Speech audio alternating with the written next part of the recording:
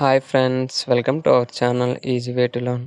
ఈరోజు మనం చెప్పుకోబోయే topic one word substitution episode 23. Last episodes ఎవరైనా మిస్ అయితే లింక్ అనేది డిస్క్రిప్షన్లో పెట్టాను, స్కిప్ చేయకుండా వెరిఫై చేయండి. అలాగే మన ఛానల్ని ఎవరైనా ఫస్ట్ టైం చూసినట్టయితే మన ఛానల్ని సబ్స్క్రైబ్ చేయండి, లైక్ చేయండి, షేర్ చేయండి. Okay, let's start today episode. The first one is feminist, అంటే one who believes in giving equal opportunity to women in all fields, అంటే ఎవరైతే స్త్రీలకి అన్ని రంగాల్లో అవకాశాలు కల్పించాలి అని ఎవరైతే ఉంటారో వారిని ఫెమినిస్ట్ అంటారు. అంటే ముఖ్యంగా స్త్రీలకి ఫస్ట్ ప్రయారిటీ ఇస్తారు. The second one is fleet, అంటే ఈ group of ships sailing together, అంటే షిప్స్ అన్నీ గ్యాదర్ అయ్యి ఒక దగ్గర ఉండి వాటిని అమ్మడానికి ఏర్పరిచే ప్లేస్ని ఫ్లీట్ అంటారు.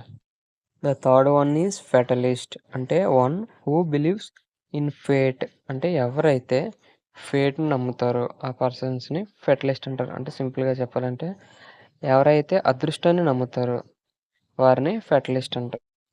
The fourth one is filicide, అంటే killing of once own child, అంటే ఎవరైతే వారి పిల్లల్ని వారే చంపుకుంటారో వారిని ఫిలిసైడ్ అంటారు. ఫర్ ఎగ్జాంపుల్ మీకు ఇంకా బాగా గుర్తుండాలని అంటే సిఐడిసైడ్ అని ఎక్కడ వచ్చిన హత్యకు సంబంధించిన విషయం.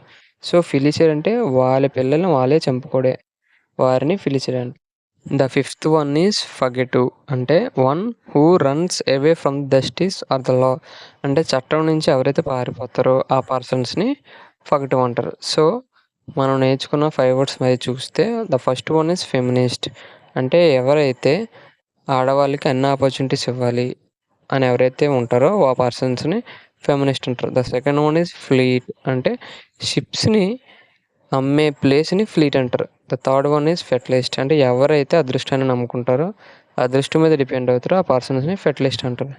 The fourth one is filicide, అంటే ఎవరైతే వారి పిల్లలను వారే చంపుకుంటారో ఆ పర్సన్స్ని ఫిలిసైడ్ అంటారు.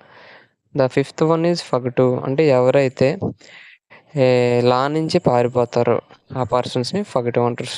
సో మనం నేర్చుకున్న 5 వర్డ్స్ ఇవి. అదేవిధంగా లాస్ట్ వీడియోస్లో కూడా మనం నేర్చుకున్న వర్డ్స్ని ప్రతిరోజు మనం రివైజ్ చేసుకుంటే ఈజీగా గుర్తుంచుకోవడానికి అవకాశం ఉంటుంది. అదేవిధంగా మీ యొక్క పర్ఫార్మెన్స్ని ఇంప్రూవ్ చేసుకునే అవకాశం ఉంటుంది. Okay friends, thank you for watching.